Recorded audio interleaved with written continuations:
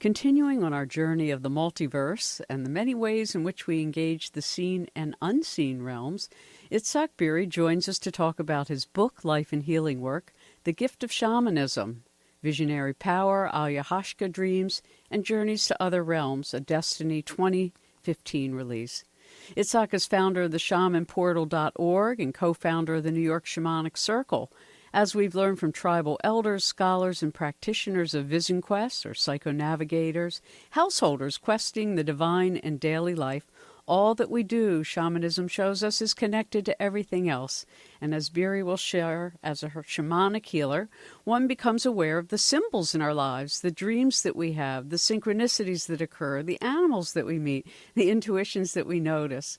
These are all part of a wakefulness of the many energies that take shape as story around us. So I hope you'll join Itzhak Beery this hour as he shares his own walk on the path of multidimensional consciousness open to every person, and learn more about his own initiations, his travels, his workshops on shamanic lineages, whose traditions inform his own healing practice today. And thank you so much for joining us, Itzhak.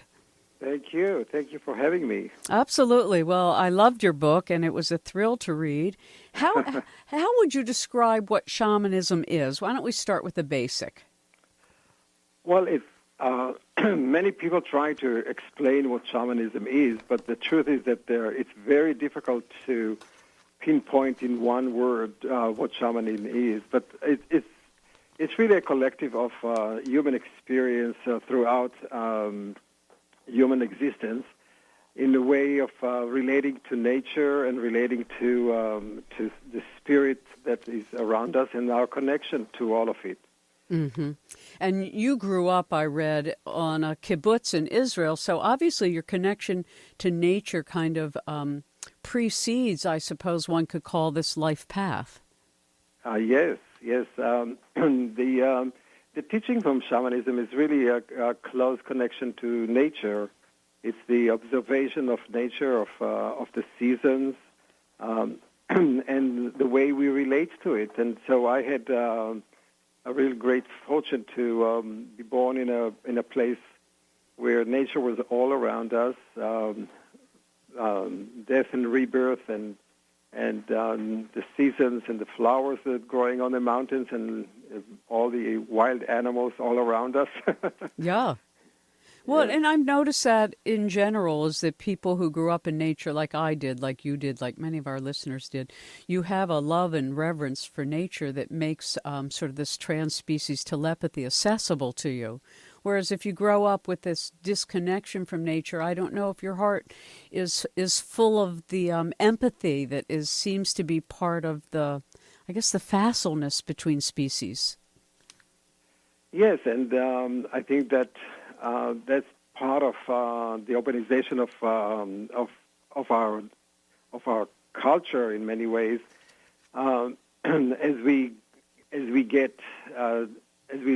More of us live in cities, disconnected from nature. It's all our relation to the universe all around us, and I think that it's a part of responsibility of parents to give that gift to their children, is to take them out, to have them grow, touching trees and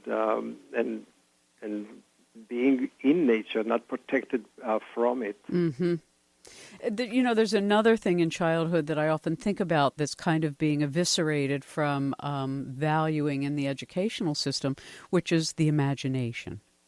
And in prophecy, imagination, courage, and humility are like the three components of prophecy in ancient Judaism. And it's really true in terms of being able to see. So I loved the thing you wrote in your book, The Gift of Shamanism, when people try to describe or articulate, well, how do you see? Like, how do we see these things that aren't physical, but we see? And I think part of that's the imagination of being able to hold images. What do you think? Yes, and there are different way of seeing. There are people who have a gift of seeing visually in a way that it's almost what they see in this world can be seen in the other world. And some people have a different way of expressing it. It could be by knowing, by feelings, by just like getting messages from the unseen world. But in the shamanic tradition, everything in our universe is energy, and that energy can be obtained by our brain or by our heart. And in a way, we are born with that ability, each of us. It's not something that is a gift for just a few. We all have dreams. We all have déjà vus. We all have experiences that we cannot explain. And children, when they are still young, they live in this imaginary world very naturally. But as we grow old and we develop our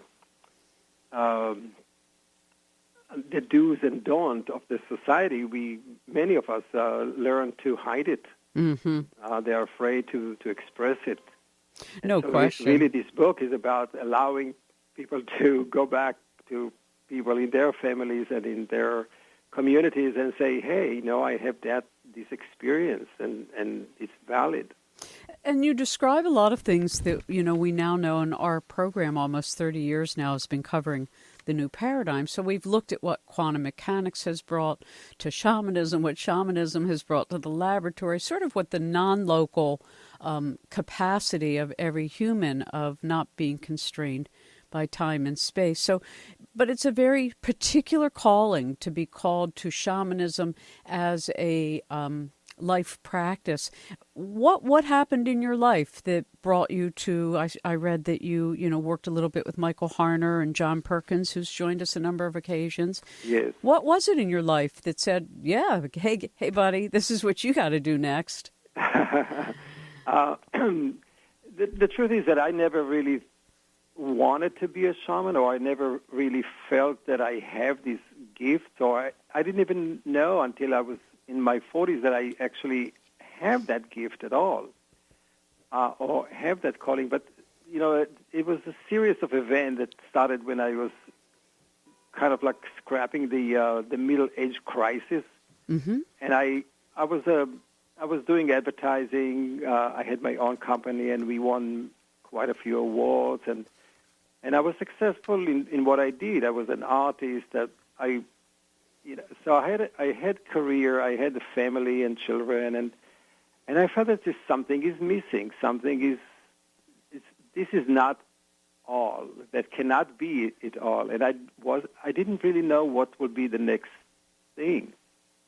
And so I got into like mild depression, I would say, Mm-hmm.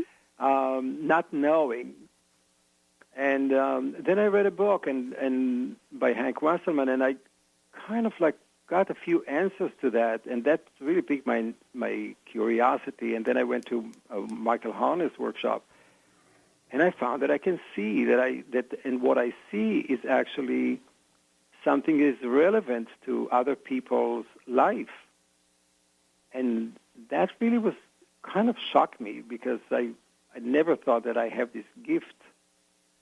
And then I realized that the life that I was doubting is the life that I was living in maybe one dimension, not fully.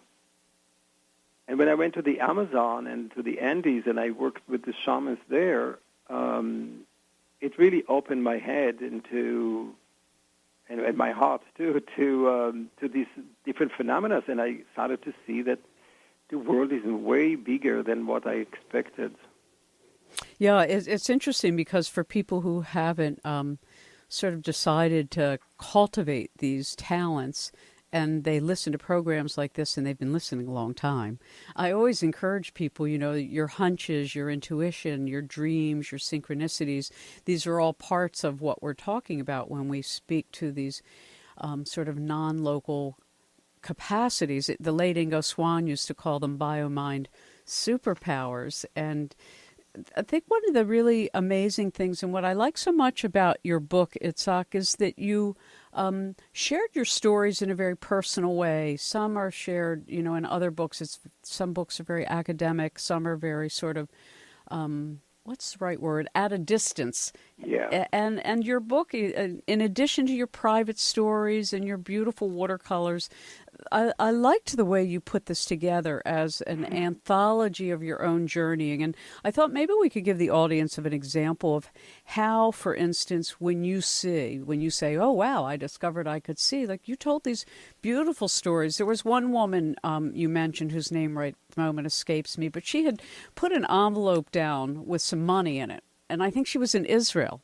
And she called you in New York. Describe to us what happened, because I think our audience will connect with this because we've done dowsing, remote viewing. And Yeah. Well, part of it is, part of what I wrote about is remote viewing, because these are phenomena that people sometimes dismiss, that they have this hunch that something is there and they are afraid to say. And so I had quite a few experiences where I was on the phone with some people and they asked me for help, and I just closed my eyes and asked my spirit guides or power animals to come and help me to find the answer to these people's questions.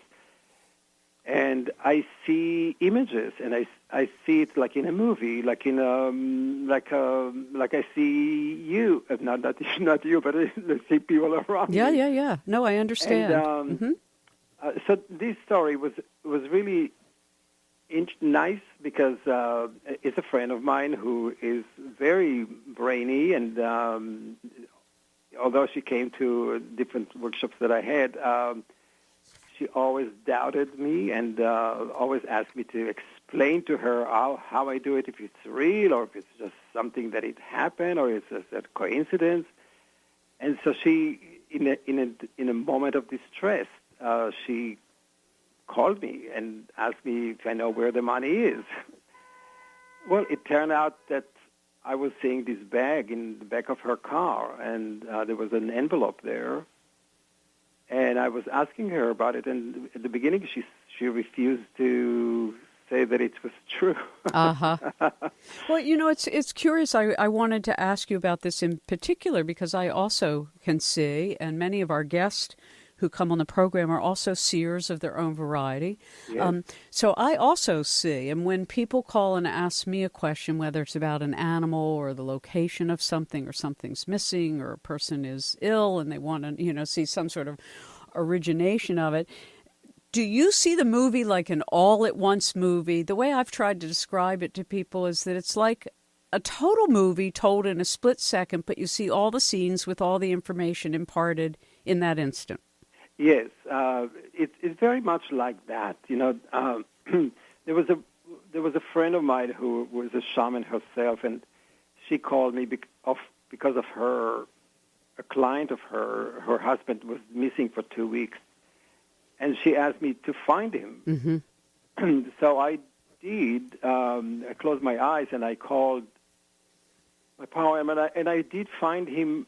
Laying down in the Hudson River, mm-hmm. close to the Niagara Fall, between the reeds of on the other side of the mm-hmm. of the fall, and I described it as I was seeing in a movie. It took them 2 weeks to find him in exactly the same place. Mm-hmm. But for me, I was connecting to that image or to this story as if I was there, right. seeing it. Exactly. In I my see the own same eyes. way. I'd see exactly the same way. People said, well, and I work with my eyes open. When I close my eyes, I can't see. I get dizzy. So I have to work with my eyes open and see the inner movie while my eyes are still looking out at the world. And people said, well, what's it like? I said, well, it's like you're standing in the scenery of the event that's happening, but it's not happening to you. You're a present observer. And they said, well, how does that work when it already happened or it's going to happen in the future? And I said, well, there you go. There's the beauty of non-locality. Yes, and I see many times with my eyes open too. So it doesn't have to be either one or the other. It sometimes messages comes with your eyes totally open, and it happened to me a lot. And if you read in the book, there's a lot of stories of that where my eyes were totally open, and images of people are coming and giving me messages for the people who come for healing. I'm sure. And the deceased, and I've talked about this for many, many years with so many different guests about when we open our heart to the all that is, our ancestors come, other people's ancestors come, and anyway, it's a beautiful life, and I think I'm so glad you're based in New York and a faculty member of the Open Center, because you make this something that's so accessible for people, and not everybody's going to go to the Amazon and do ayahuasca and try, the plant medicine, but everybody can come, read your book, The Gift of Shamanism, and I think feel closer to some of the things that people like me and others like you have been talking about for so long. So I thank you for having taken the time to have written a book, and so glad to see John Perkins wrote the foreword. Yes. And it's a beautiful community of humans that are merging together from the ancient past and the present and the future. So we're going to take a break, speaking of the present, and we'll be right back. Our guest is Itzhak Beery, Bery. You can find him online. Itzhak, Itzhak Beery, Beery.com. And, of course, we have links at 21stcenturyradio.com. I'm Cassandra Veaton, President and CEO of the Institute of Noetic Sciences, founded by Apollo 14 astronaut Edgar Mitchell, sixth person to walk on the moon, at www.noetic.org. You're listening to 21st Century Radio with Zohara Hieronimus. Welcome back to 21st Century Radio. You remember that far-out thing she reported where they discovered that if somebody practiced doing something after they had already done it, that it improved the outcome before they had practiced. It's so wild. It's like going to bed and making your bed the following day and discovering that you went to bed in a bed that was better because you made it the following day. I know it sounds strange, and I don't have time right now to fill it in for those that didn't listen, but she told us about these great programs and researches going on that are now international at IONS, and I encourage you all to visit their website. Currently with us is a wonderful man. He's written a beautiful Destiny 2015 book release. We share a publisher. I'm really thrilled about that. Go Inner Traditions all the way. Itzhak Beery is with us. His book, The Gift of Shamanism, Visionary Power, Ayahuasca Dreams, and Journeys to Other Realms. So coming back to the work in The Gift of Shamanism, Itzhak, you talk a little bit about drumming and Michael Harner's work of what's called core shamanism, using drumming. Can you talk to us about that? Well, the technique of drumming or shamanic drumming or frame drumming, it is really originated in Mongolia or in that part of the world, and it kind of came with the people who came here to America. It's one way to help the brain enter into a trance or into what we call the alpha state of the brain. It's lower the brain waves in a way that bring us into a state that we all very familiar with when we are putting our head on the pillow, and we're not sure if we are awake or in a dream state. We start to imagine, and that's the shamanic state of the in-between time. But it's not necessarily you have to use a drum for this particular to get into that state. You can use rattles, you can use rocks, and you can use any kind of instruments or even dancing and movement to get into to quiet down the mind and to go into deeper into that state of mind. And in the core shamanism, yes, they use the drumming with a certain certain beat of 160 to 180 drum per minute, and that brings you into that dreaming state.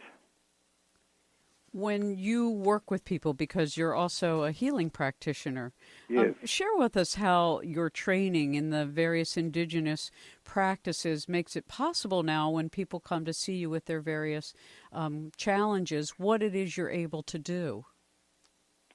Well, depend on what they come for. Some people come because of their emotional or some problems. Some come because they're not sure about the direction of their life.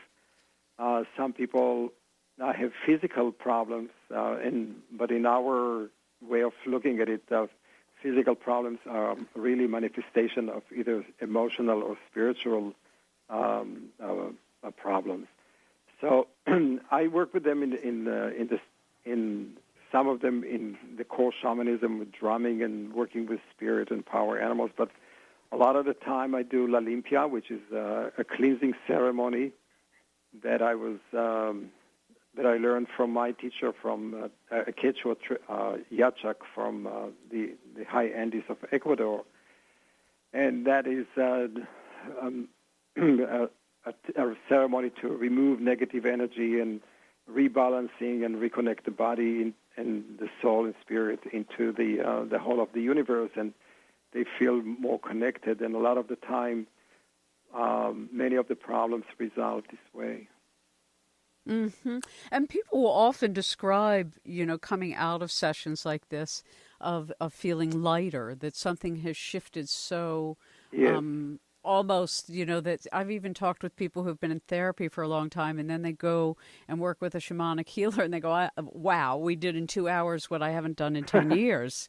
That's true. Yeah, and because, talk to us a bit about emotions and negative emotions, our own emotions, not just the people around us, not just the things we see in the news or hear on TV or read in books, but what our own emotions do to our energy body. Well, emotions is in every human body we have the four elements. We have the air, which is on the head area. We have the water, which is the chest and the digestive system, the torso, and then we have the fire, which is the area of our sexual energy, or the nina, it's the sacred fire. And then we have our legs that are connected to the earth. In this healing modality, or the Andes or the Inca tradition, in order for us to be able to control the water, we need to be able to have a strong legs, a strong connection to the earth, and we need to have our fire work or ignite, have passion. And when people have strong connection to the earth, to their roots, then the fire can start burning, and that bring in the emotions into their place, into the right place. They have a connection to it. And when most of our people in our society lives in two worlds, in the upper worlds, in the air world and in the water world. The fire is usually not very strong in our society. People don't live with their passion, and they don't live with their connection to the earth. And that creates emotional problems. Because water need container, and they need a way to contain and understand them. And so in this healing system, we are trying to reconnect a person into the earth, to ignite the fire, passion, creativity, the life-giving forces of each person, and that brings a positive emotional state to the person. That's beautifully said. And, we've talked so much about different therapeutics over the decades on the program and about the elements. And it's just so beautiful that all traditions around the world come back to the same basics of we're made of, what the earth is made of, what all elements are made of. And that's one of the reasons there's such natural resonant rapport between our consciousness and that of a plant, or our consciousness and that of a mineral, or our consciousness and that Yes. of an animal. You know, a lot of people say, well, you know, I get all this shamanistic stuff and they've got jaguars and they've got all kinds of creepy snakes and this and that, but I live in suburbia where there's dogs and cats and maybe some alley rats. How does a human know what their animal is, and do your animals change? Well, there are many different thoughts about that. Some believe that every person, as he come into this world, already have these spirits ushering him or guiding him. Many children, when they are born, they are very much in touch with that. Mm-hmm. There is a way of retrieving power animal or spirit guide, and that using drumming or rattling to meet that entity. Some people think that these entities are the fruit of our imagination, and they are something that we make up. That also could be a possibility. But in my case, since I see spirits like that when I do workshop, I do see those power animals hovering above these people. Mm-hmm. So for me, these power animals are real, and they are here to teach us what we need and or what the quality that we have in ourselves.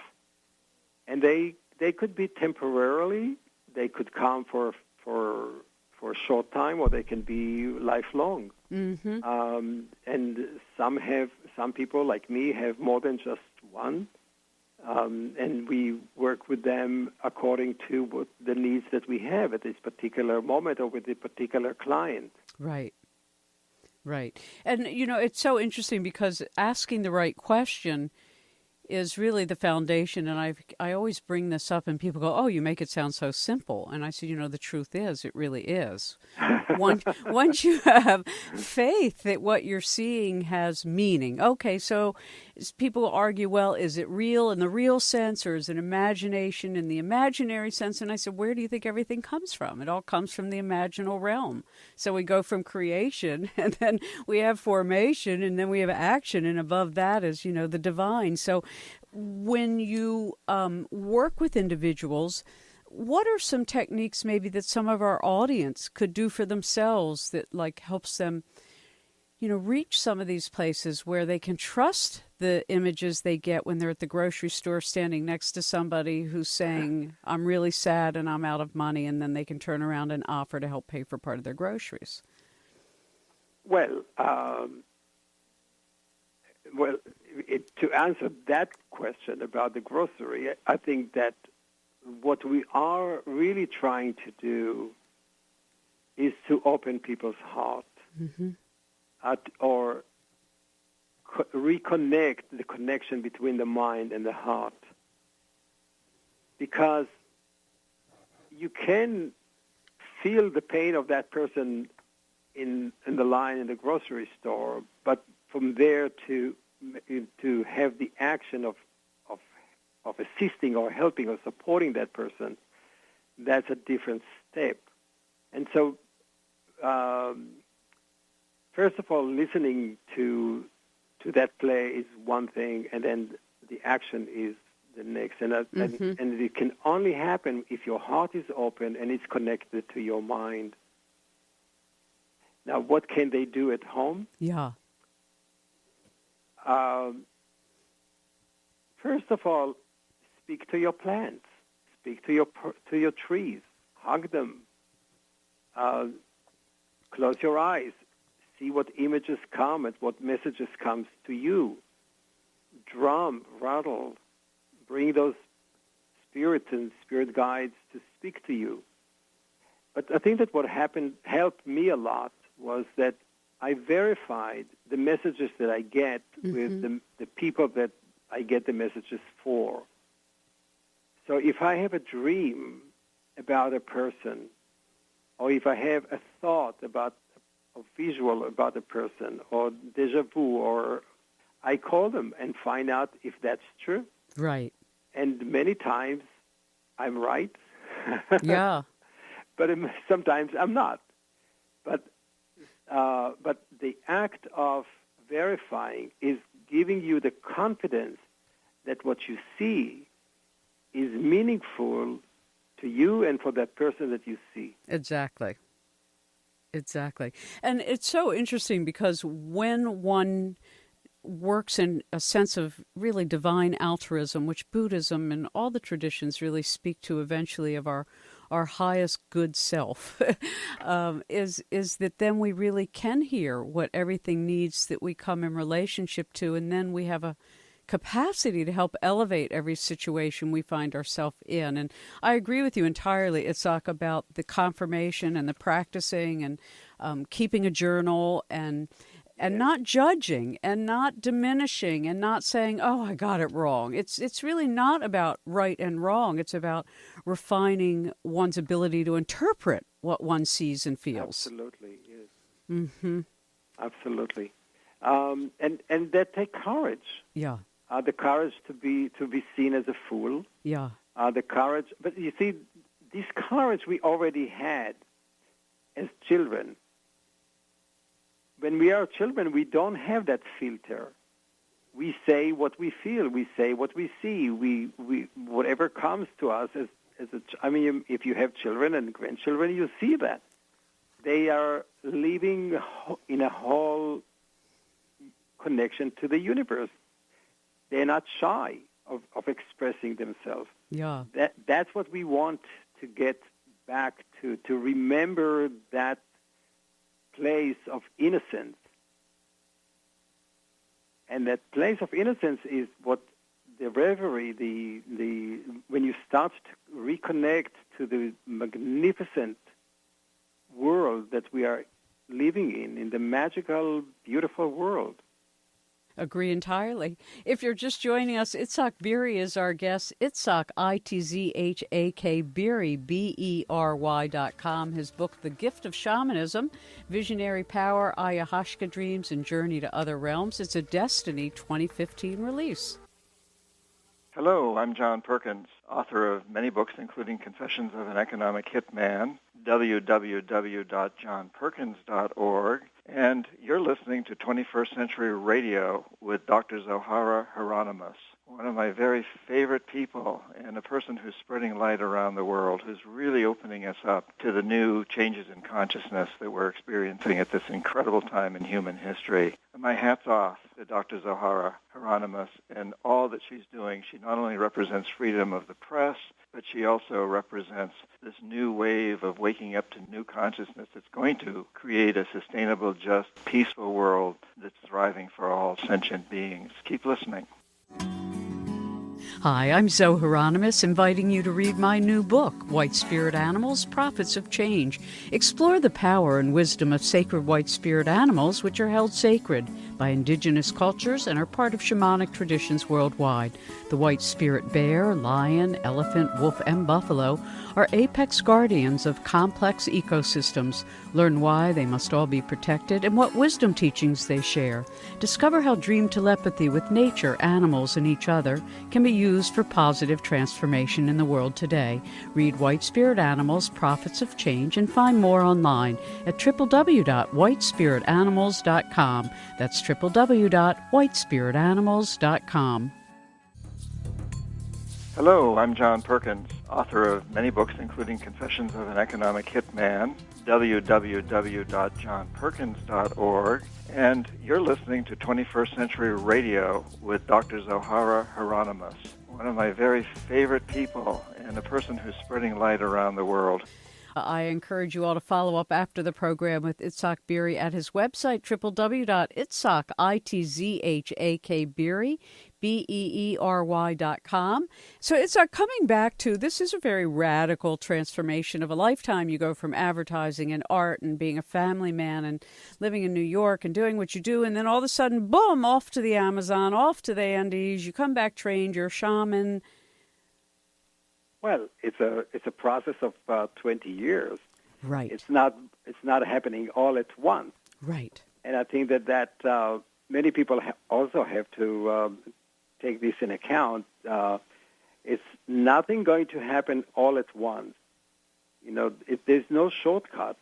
Mm-hmm. You really have to go through initiation. You have to go through the training. You have to learn a lot to be able to do that. And that's not to discourage people, but the first year when I started to do that, I thought I know everything. The more you go deeper into this work, you really understand that you don't know much. That you actually on a training, and this training is a lifetime training. Exactly. I'm glad you say that because, there's so many workshops, shaman this, shaman that. People hang a shingle. They go for a weekend workshop and they come back high priest of shamanism. And Yes. It's like, give us a break, folks. And you're right, because it's also can be dangerous. And I don't mean to scare people, but when you go into other dimensions, there are agents of good and there are agents that don't necessarily have our best intentions, our best welfare at heart. They have other energetics, and it's not really a judgment of good or bad. It's just different pathways for different beings. Yes. And you all talk about the worlds, that there's a lower world, a middle world, and an upper world. Maybe you can just briefly touch on it, and then I want to talk about the New York Shamanic Circle and the other work you do. Okay.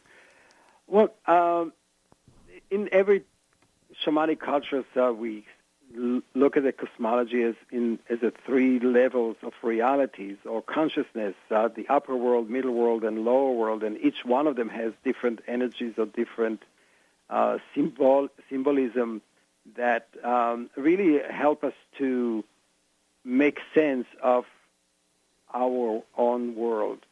The upper world represents the masculine forces. They're represented by the sun and the other entities, the stars. And the middle world is the world that we actually experience in all our five senses.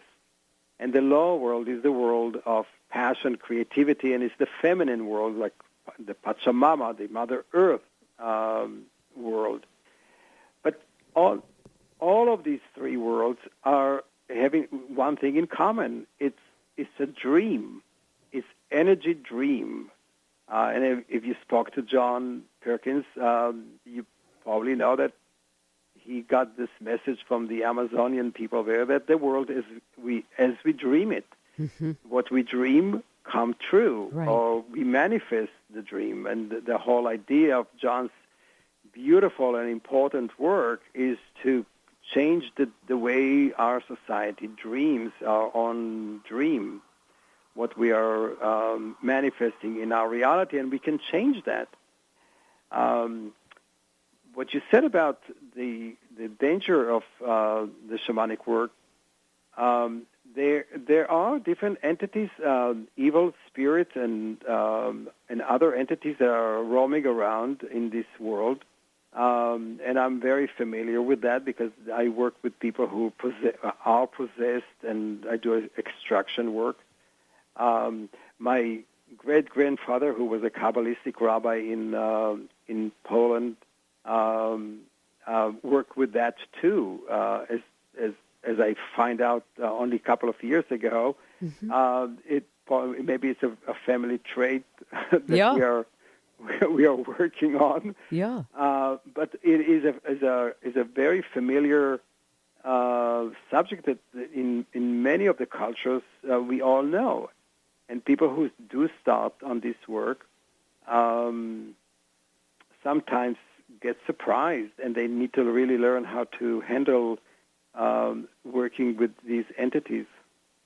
Exactly. As I say to somebody, if you're a little person, you walk down the street and there's a 250-pounder, you don't go punch him in the face. And the same thing on the other... Well, you can try, but let's see what happens. Right. But it's like as above, so below. If you want to know something about the spiritual realm, look at the physical realm. And if you want to know something about the physical realm, look at the spiritual realm. They really do operate in very similar fashions, only the spiritual realm is much quicker. Things manifest very fast, as soon as instantaneous.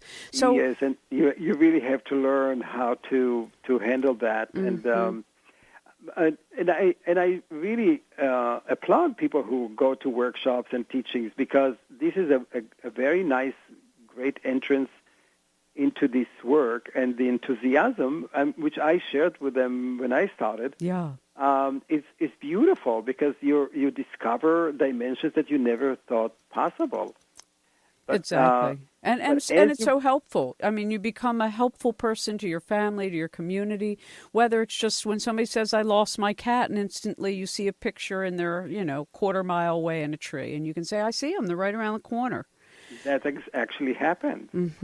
Of course. And that's what, and women, because they have extra bina, as we say in Hebrew, extra understanding or extra intuition, it's a little more natural for women to do this. But the big thing for all of us, as the late Ingo Swann used to say, who did the protocols for remote viewing, it's not judging what we see.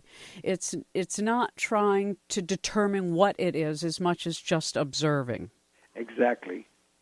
Receiving, just become a great receiver, becoming a great tool, not with no opinions. Right, exactly. And so I don't want to run out of time without talking about this wonderful creation, the New York Shamanic Circle. What is this and what do you do? Well, when I came back from the Amazon the first time on the trip with John Perkins, I had, very significant experiences in the Amazon, in the Shuar people, doing ayahuasca, and then healing work in the Andes. And I came back, and I was my whole sense of reality changed. So I took a workshop in here in the New York Open Center, and the group of people who were doing this workshop decided to continue to do this work. And we in 1997, we came up with a group of people coming together once a week to drum, to do journey work. And that now is 18 years later. We are still going strong. And beside that, we opened our activities to many people in and around New York. We have different circles. We have women's circle, we have healing circles, we had film circles, music circle, and we have once a month we have a big open circle to everybody to come, and it's all of these activities are by donations, so people come whatever they give, pay whatever they can, and once a month we have a big workshop where we're inviting other shamans from different parts of the world to come and teach different shamanic work. So we and some of these workshops are done by our own core group members. It's beautiful. And so we have a big community of over 2,500 people in New York City that are regularly practicing shamanic work. And once a year we have a big event in October, the Shamanic Gathering, in Central Park, and we have 300 or 400 people coming every year with guest shamans from all over the world. So we're really trying to bring the connection to the earth, to the biggest capitalist city in the country. No, it's a beautiful thing. I mean, it still has this wonderful park in the center of Manhattan, and there is green life in Brooklyn, and there's water all around it. So there's still the nature spirits that are there to bless. As they say, it's on a latitude of chesed, actually, I think, as I recall. You could go to Shaman Portal, SHAMAN portal.org to learn more about that. What haven't we touched on that you'd like to be sure we do before we say good evening? Well, I wanted to say that the book that I wrote it in the tradition of the shamanic tradition of storytelling, because, as you said in the very beginning of this broadcast, that many people write books about shamanism that try to show how much they know. I don't want to show how much I know. All I want to do is share my experiences, and through my experiences to encourage people to experience their own and to validate their own experiences and to take them to a new journey, to a new experience, to be open to that possibility. And that's the way shamanic healing or shamanic teachings usually pass, through stories. And so those are very, it's written in a very simple language without any big words. And it really shows the validity of this practice, of the shamanic practice, in today's the digital age society. And I think that it is so important for us to do this work, because as we are armed with iPhones and iPads and all this digital equipment, our world becomes smaller and smaller on one flat screen, and our sensory is deprived. No question about it. We really have to go out in nature to feel and to really validate our own birthrights of our six senses. Exactly, and so that these great gifts of the Creator don't atrophy, which is one of the concerns many of us have alive today about future generations. You've just done a beautiful job, Itzhak, and I want to thank you. I know you have a book signing going on in New York, and you're doing a book tour, and I'm just so happy about that. The Gift of Shamanism, Visionary Power, Ayahuasca Dreams, and Journey to Other Realms. It's a Destiny Book 2015 release. Follow up with Itzhak at Itzhak, Itzhak Beery, BEERY.com. Also shamanportal.org and 21st21ST centuryradio.com. 21st Century Radio is produced by Hieronimus and Company. Our executive producer and research assistant is Laura Kortner. Our engineer is Anita Brockington, and I'm Dr. Zohara Hieronimus.